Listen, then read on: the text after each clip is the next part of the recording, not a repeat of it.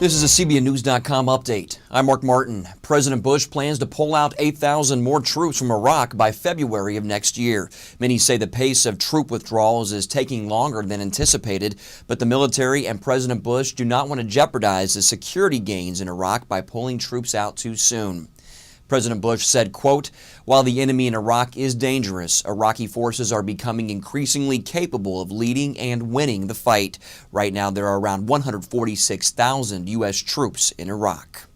Hurricane Ike continues to batter Cuba on its westward trek toward the Gulf Coast. More than 1 million Cubans have evacuated to higher ground. Authorities are reporting only 4 deaths, but the storm is leaving behind billions of dollars in damage. Ike has weakened from a Category 3 to a Category 1 hurricane, but forecasters expect it to strengthen again over the open waters of the Gulf. It's still unclear whether Ike will make landfall in Louisiana or Texas this weekend. In other news, the idea of placing wind turbines off the Atlantic coast is gaining momentum. Some analysts say wind-driven blades could even appear offshore long before oil drilling platforms. The state of Delaware wants to be first, hoping to complete a wind farm by 2012. Proponents say the technology is available to make wind power feasible, even though the costs remain high. A recent report by the Energy Department says wind could generate up to 20% of the nation's electricity by 2030. For more on the story, check out our homepage at CBNnews.com. Look under the U.S. News section.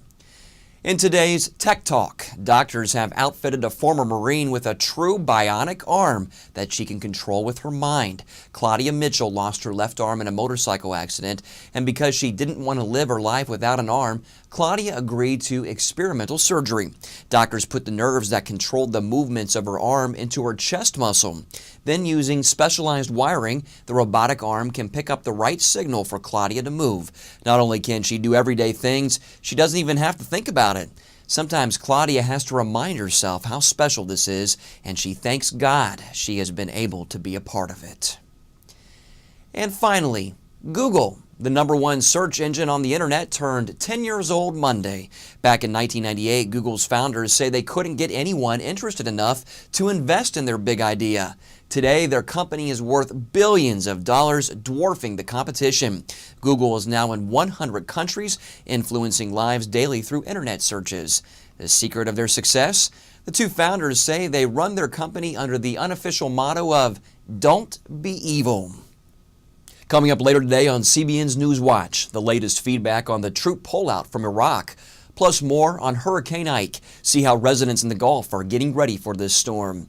Check your local listings or watch the newscast streamed here online at 4 p.m. Eastern.